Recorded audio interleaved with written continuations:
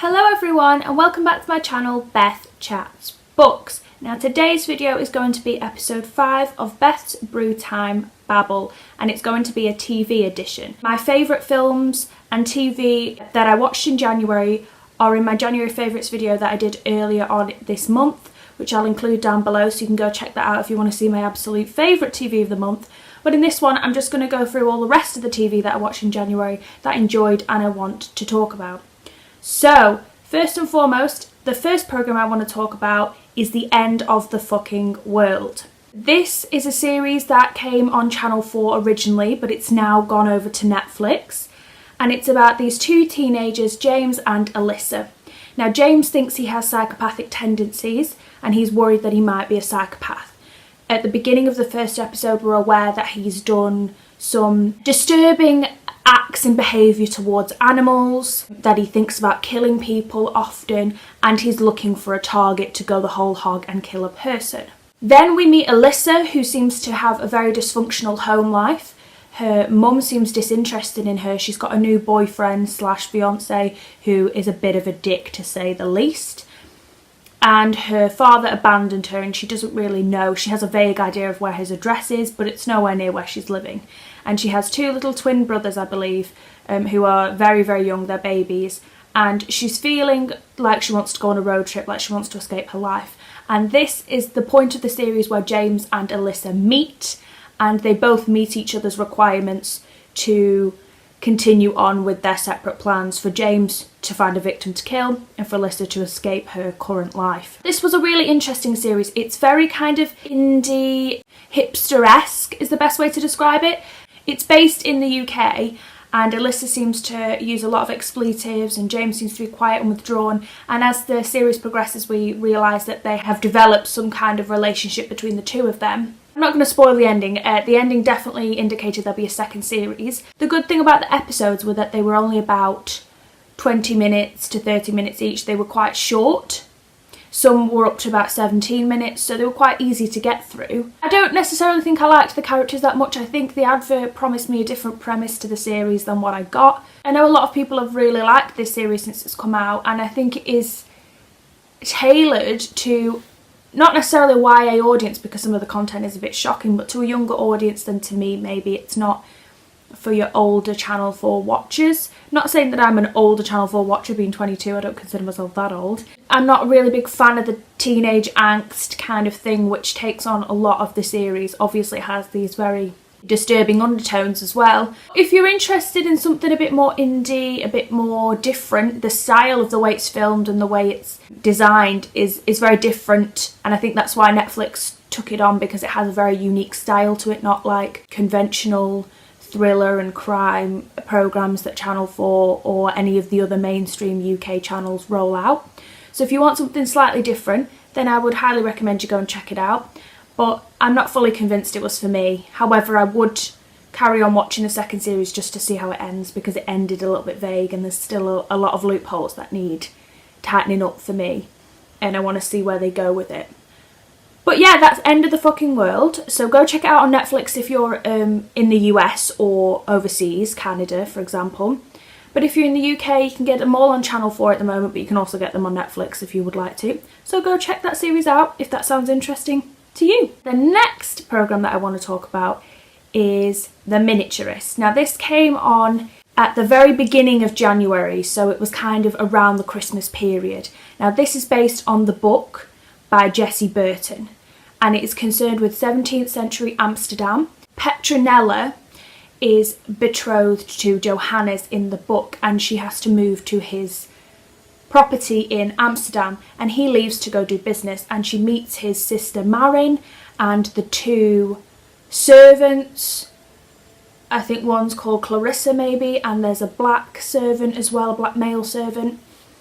And there seems to be strange goings on in the house, and she contacts a miniaturist because Johannes buys her a little mini house that's a replica of the property that they're living in, and she contacts the miniaturist to get a few items for the little doll's house, but then the miniaturist keeps sending her other clues, other items for the house that she didn't request. Marin seems very aloof and off with her, and there seems to be an undertone that there's something magical going on something disturbing, and I'm not going to give too much away because there's quite a lot of twists and turns within this story that you just don't want to be spoiled for.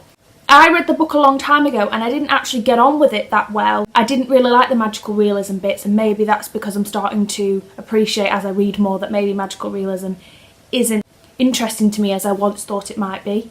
It has a very gothic undertone, this book. It's very dark. I usually like that, but I found it quite tedious in the book, quite a heavy pressure on your reading experience. But what I did appreciate is that the BBC doing the adaptation of The Miniaturist really allowed me to get back into that story, and I really appreciate the twists and turns. I think they're very well done from Jessie Burton, and when I first read it, maybe I didn't give her as much credit for the storytelling and the world building that she did create within this novel.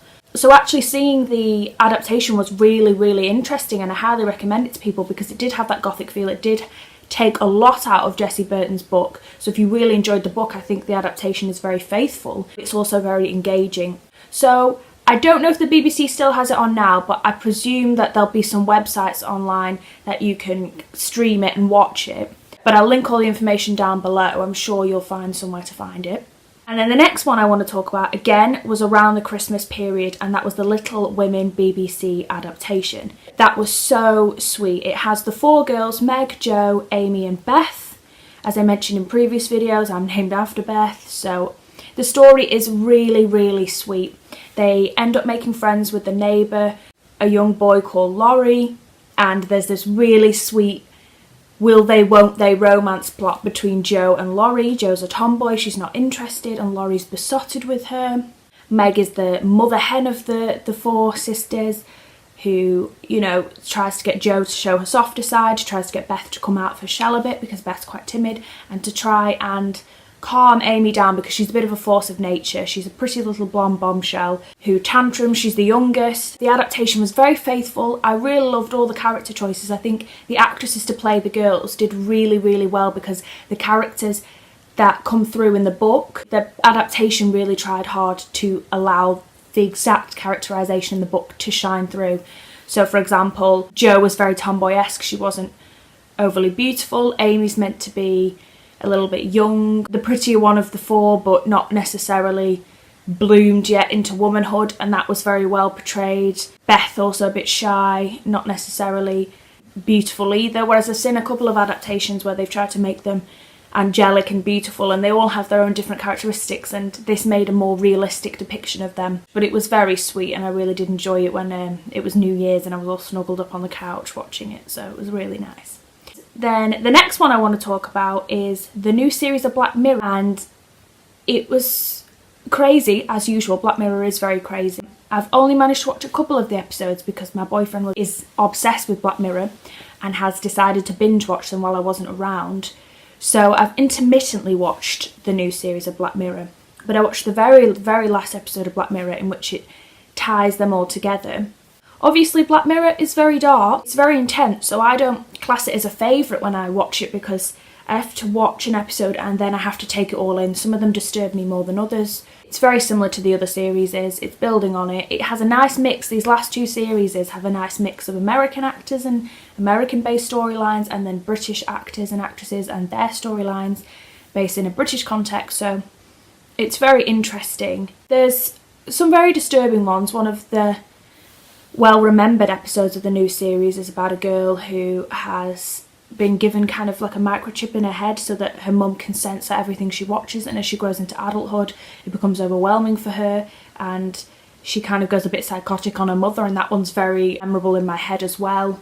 It's very dark, very twisted, but if you're into that, then yeah, there's a new series out, the 4th series now, Black Mirror. Go check it out. It's on Netflix. I think a couple of episodes of the older series are on Channel 4 if you want to go check them out. But if you like Black Mirror anyway, just go check them out. But obviously, I wouldn't recommend binge watching them. I mentioned Black Mirror series before, and it's great, but sometimes it unnerves me so much that I have to take a bit of a breather and watch something a bit more chill. So it's never really a massive favourite because of the nature of the intensity of the series. But if you're interested, go check it out. And then the last programme that I want to talk about is a new Amazon original programme. I think it's on Amazon, and it's called American Playboy, Hugh Hefner's Story, I believe. Now me and my sister have been watching this, and I really don't know much about Hugh Hefner. Being born of the generation that I am, I only know him as the sensationalist, creepy old man who has the big house with all the pretty models, and obviously he's recently died, so they brought this series out, and it's been really interesting for me and my sister to get a bit of context of how Playboy started. I was already aware that when Playboy first started, a lot of very famous authors had their works published in Playboy, and that it wasn't necessarily as seedy as it's now portrayed. I know people like Ray Bradbury did, Margaret Atwood, Murakami, lots of other very famous authors had their works printed in Playboy. So I had a fascination with wanting to see a programme that depicts less of the seedy side and more of the business side of how this came to be. And it was really interesting, some of the statistics and figures of how successful it became in such a short period of time. The story of how Hugh Hefner got Marilyn's photograph from another company and she became the first pull-out on the magazine, about how his relationship with his wife and his children suffer, about how he had heartbreak with his first wife and this has developed his attitude, how he encompasses this character of the Playboy which he created through the magazine. There's some really interesting bits to it, so if you want to have a more holistic approach of Hugh Hefner and his story, if you want to see an alternative side, obviously there will be the bits of the spreads and how he starts his little Playboy mansion and all those other bits, but I just found it really interesting and to get a different view of the Hugh Hefner that I know. And it's also got a lot of one-on-one footage from the 80s and 90s when they've interviewed him about his story. So I've personally found it really interesting. Me and my sister found it really juicy as well. It's got that nice mix of kind of documentary slash adaptation, so it has still got a bit of meat on the bones, a bit of interesting plotline to drive you forward. And we've been really enjoying it, and it was something that we never would have on our own selected, but one day we were looking for a series and we watched the trailer and thought, oh yeah, we'll just give it a go, and we've really enjoyed it. So that is it for my video. That's all the TV I wanted to talk about that I enjoyed in January. Comment down below if you've been watching any of these series or you watched them earlier in January and you really enjoyed them. Please hit subscribe if you want to be alerted when my next videos are coming out. Thank you guys for watching, and I'll see you very soon with a new video. Bye!